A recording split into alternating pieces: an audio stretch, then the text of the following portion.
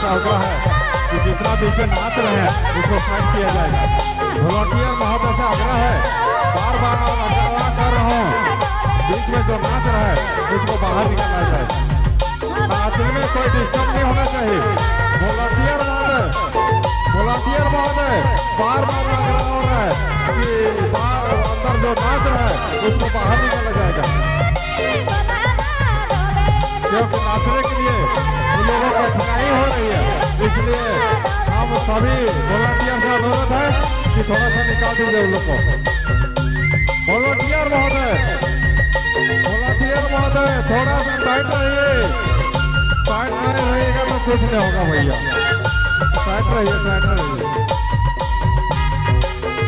और इस चीज को बाकी है, गुस्सों में निकालो। ए कृष्णा